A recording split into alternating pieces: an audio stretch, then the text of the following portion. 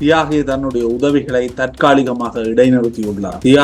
தியாகியினுடைய குடும்பங்களும் விமர்சனங்களை கண்டு அசௌகரியம் ஏற்பட்டதன் காரணமாக இந்த முடிவை தியாகி எடுத்திருக்கின்றார். தியாகியின் எல்லை மீறிய செயற்பாடுகள் கண்டிக்கப்பட வேண்டியவை. ஆனால் உதவி செய்வது என்பது சோம்போரித்தனத்தை ஊக்குவிக்கின்ற ஒரு செயற்பாடாக இருக்கின்றது. உதவி செய்து உழைப்பவர்களை தடுக்கின்றார் என்ற விமர்சனங்கள் எல்லாம் மிகவும் வன்மமான விமர்சனங்கள். தியாகி கூட்டங்களை கூட்டி உதவி வழங்குவதுதான் அவருடைய பலவீனமா? இது தொடர்பில் தான் இன்றைய பார்வைகள் விரிகின்றது.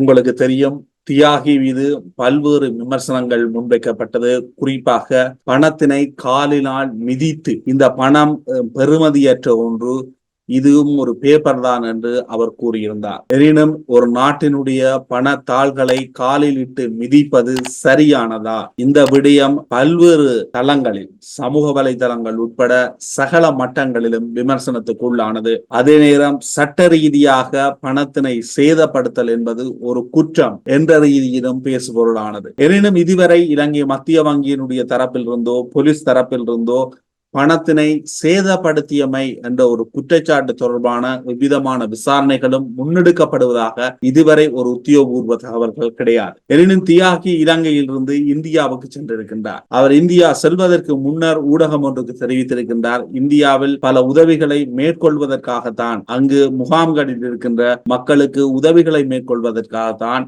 இந்தியாவுக்கு செல்வதாக. டிசிடியில், யாழ்ப்பாணத்தில் அமைந்துள்ள டிசிடி அங்காடி பல்பொருள் வாணிபத்தில் உதவிகள் தற்காலிகமாக இடைநிறுத்தப்பட்டிருப்பதாக அறிவித்தல் ஒன்று முன்வைக்கப்பட்டிருக்கின்றது. ஆகவே தற்பொழுது தியாகியிடம் செல்பவர்களுக்கு உதவி வழங்கப்படுகின்ற நிலைமை அங்கு கிடையாது. எனினும் சிலர் கூறுகின்றார்கள், உதவி வழங்குகின்ற நிகழ்வு ஒத்திவைக்கப்படவில்லை, அவர் வெளிநாட்டுக்கு சென்றிருப்பதனால் இந்த விடயம் வெளிப்படுத்தப்படுகின்றது என்று. எனினும் தியாகி மீது பல்வேறு காரணங்கள் இருக்கின்றது விமர்சனங்களை முன்வைப்பதற்கு. அவர் பெண்களுடன் நடனமாடினார் அல்லது பெண்களை கட்டிப்பிடித்து நடனமாடுவது சரியானதா போன்ற விடயங்களில் பல்வேறு விமர்சனங்களை சமூக வலைதளங்களில் பார்க்கக்கூடியதாக இருந்தது. எனினும் அவர் பெண்களுடன் மட்டுமல்ல, அதையும் கடந்து அங்கு வருகின்ற மருத்துவ உதவி தேவைப்படுகின்ற இயலாதவர்களையும் தூக்கி, மருத்துவ உதவி தேவைப்படுகின்ற சிறுவர்களையும் தூக்கி ஆடுகின்றார், பாடுகின்றார். அதே நேரம் சமூக வலைதளங்கள் தொடர்ச்சியாக அவ்வாறான விடயங்கள் மேற்கொள்ளப்படுகின்ற பொழுது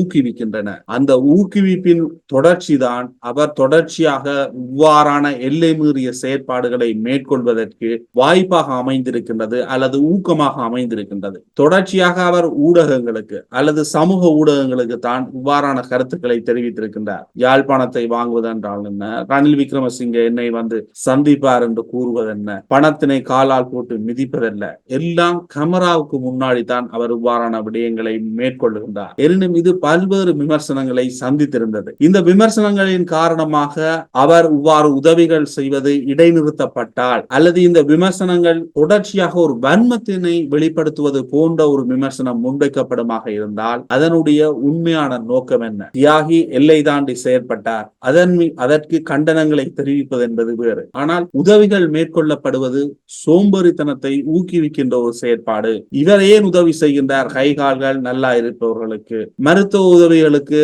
உதவி சென்ற இடத்தில் அதற்கான சரியான உதவிகளை அவர் மேற்கொள்ளவில்லை, குறைந்த பணத்தை தான் தருகின்றார். ஏன் டோக்கன் கொடுத்து உதவிகளை மேற்கொள்ளுகின்றார்? உதவிகளை ஒவ்வொருவர் வருகின்ற பொழுதே உதவிகளை மேற்கொள்ள முடியும். ஆனால் அவ்வாறான உதவிகளை மேற்கொள்ளாமல் கூட்டம் ஒன்றை கூட்டி உதவி மேற்கொள்வதற்கான காரணம் என்ன போன்ற விடயங்கள் விமர்சனமாக முன்வைக்கப்படுகின்றது. அதற்குரிய காரணம், மிகப்பெரிய கூட்டம் ஒன்றை கூட்டி உதவி மேற்கொள்வது தியாகியினுடைய பலவீனமாக இருக்க முடியும். இந்த பலவீனம் சமூக ஊடகங்களில் தான் தொடர்ச்சியாக ரெண்டிங்கில் வர வேண்டும் என்ற எண்ணம், சமூக ஊடக வாசிகள் அவருக்கு கொடுக்கின்ற ஊக்கம் என்பன ஒரு கட்டத்தில் அவரை எல்லை தாண்டி செயற்படுகின்றமை பல மக்களால் கவரப்படுகின்றது என்ற ஒரு நிலையை அவருக்கு உணர்த்தி இருக்கின்றது. அதனுடைய வெளிப்பாடு அவருடைய எல்லை தாண்டிய செயற்பாடுகள் அனைத்து தரப்பினராலும் விமர்சிக்கப்பட்டு அவர் செய்கின்ற நல்ல விடயங்களும் இன்று பல்வேறு தளங்களில் விமர்சிக்கப்படுகின்றது. இதனுடைய விமர்சிப்பில் ஒரு கட்டத்தில் அவருக்கு ஆலோசனை வழங்குபவர்கள் கூறியிருப்பதாக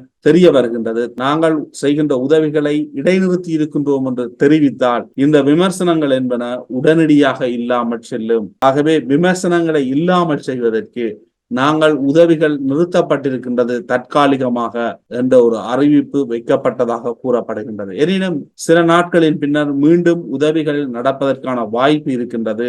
அதனை நோக்கித்தான் அவர் செல்கின்றார் என்று கூறப்படுகின்றது.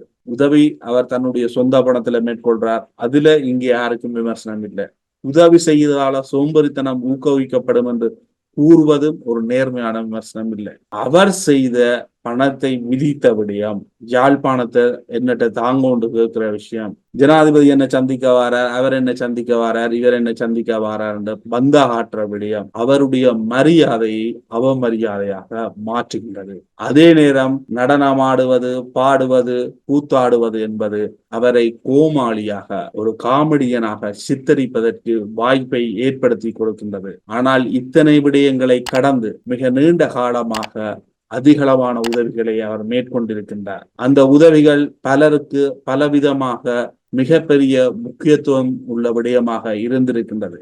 எனினும் அவரும் தான் செய்கின்ற உதவிகள் பலரை சென்றடைய வேண்டும் என்பதற்கு அப்பால் அது ஒரு விளம்பரமாக இருக்க வேண்டும் என்று விரும்புகின்றார். இலங்கையில் கோடிக்கணக்கான தனது சொந்த பணத்தில் பல சமூக சேவைகளை செய்து வரும் அறக்குடையாக தியாகி அறக்குடை திகழ்ந்து வருகின்றது. யாழ்ப்பாணத்தில் நாவலர் வீதியில் அமைந்துள்ள டிசிடி பல்பொருள் வாணிக வளாகத்துடன் அதன் தலைமையகம் அமைந்திருக்கின்றது. வறுமையில் வாடும் மக்களுக்கு உலருணவுப் பொருட்கள் மற்றும் அவர்களது அடிப்படை தேவைகள் அறிந்து அதற்கு உதவி புரிவது, வீடற்றவர்களுக்கு புதிய வீடுகளை கட்டிக் கொடுத்தல், கல்வி கற்கும் மாணவர்களுக்கு ஊக்கத்தொகைகளை தொடர்ச்சியாக வழங்குதல், வெளிநாடுகளில் பணியாற்றும் பணியாளர்கள் பாதிக்கப்படும் சந்தர்ப்பத்தில் மீண்டும் நாடு திரும்புவதற்கு உதவி புரிதல், வெளிநாட்டில் இறந்தவர்களின் உடல்களை நாட்டுக்கு கொண்டு வருவதற்கு உதவி மேற்கொள்ளுதல், யாழ்ப்பாணத்தின் நகரத்தில் உள்ள குளங்களை புனரமைக்கும் செயற்பாடுகளுக்கு பண உதவிகளை வழங்கியமை, மருத்துவ செலவுகளுக்கு பணம் கொடுத்தல், வைத்தியசாலைக்கு உதவிகளை வழங்குதல் என எண்ணற்ற உதவிகளை தியாகி அறக்குடை ஸ்தாபனம் தொடர்ச்சியாக வழங்கி வருகின்றது. தியாகி அறக்குடை ஸ்தாபகர் வாமதேவன் தியாகேந்திரன் ஆவார். இவருக்கு தியாகி என்ற ஒரு அடைமொழி பெயரும் உண்டு. தன்னுடைய சொந்த பணத்திலேயே அவர் இவ்வாறான உதவி திட்டங்களை மேற்கொண்டு வருகின்றார். வேறு எந்த நிறுவனங்களின் உதவியோ அல்லது தனிநபர்களின் பணத்தினை பெற்றோ இவ்வாறான உதவிகளை அவர் மேற்கொள்வது கிடையாது. வாமதேவன் தியாகேந்திரன் சிறு வயதிலேயே உழைத்து பணத்தினை சேமித்து அந்த பணத்தில் தான தர்மங்களை செய்ய வேண்டும் என எண்ணியிருந்தார். ஆரம்பத்தில் கப்பலில் பணியாற்றிய தியாகி அதன் பின்னர் வெளிநாட்டில் மிகப்பெரிய பில்லியனராக வந்து பெரிய வணிகங்களை நடாத்தி வந்துள்ளார். தற்பொழுது இவருடைய வணிகங்களை பிள்ளைகள் வெளிநாடுகளில் நடாத்தி செல்கின்றன. தான தர்மங்களை செய்ய வேண்டும் என்ற ஆர்வத்தினை தூண்டுவதற்குரிய பிரதான காரணமாக அமைந்த விடயம் இவர் ஒரு எம்ஜிஆரின் தீவிர ரசிகன் என்பதே. எம்ஜிஆர் மக்களுக்கு தொண்டாற்றுவது, ஏழை எளிய மக்களுக்கு உதவிகளை மேற்கொள்ளும் விடயங்களை அறிந்து கொண்டதிலிருந்து தானும் அவ்விடயங்களை மேற்கொள்ள வேண்டும் என நினைத்துள்ளார். அந்த ஆர்வத்தில் சமூக சேவைகளை மேற்கொள்ள தொடங்கிய தியாகி கோடிக்கணக்கான பணத்தினை தான தர்மமாக ஒவ்வொரு வருடமும் மக்களுக்கு கொடுத்து வருகின்றார். ஏதாவது உதவி என கோரி தினமும் தியாகி அறக்குடை காரியாலயத்துக்கு பல்வேறு மக்கள் செல்வதுண்டு. அவர்களுக்கு இல்லை என்று கூறாது உதவிகளை ஏதோ ஒரு வழியில் செய்வது தியாகியின் பண்பு. தியாகியின் பிறந்த தினம் கடந்த முறை யாழ்ப்பாணத்தில் கொண்டாடப்பட்டது. வடகிழக்கில் எந்த ஒரு தமிழனின் பிறந்த தினத்திற்கும் நடக்காத சம்பவம் யாழ்ப்பாணத்தில் இடம்பெற்றது. 10,000க்கு மேற்பட்ட மக்கள் வரிசையில் நின்று வாழ்த்தி சென்றார்கள். ஒவ்வொருவரும் இவரின் பிறந்த தினத்தில் உதவிகளை பெற்றுக்கொண்டே அவ்வாறு சென்றார்கள். தொழிலதிபர்கள் லாபம் என்ற மனநிலையில் இருந்து செயற்படுவது வளமையான ஒரு விடயம். அதையும் தாண்டி ஒரு சில தொழிலதிபர்களே இவ்வாறான உதவி திட்டங்களை பெரிய அளவில் மேற்கொள்வதுண்டு. இன்னும் ஒரு பார்வையில் சந்திப்போம். நன்றி.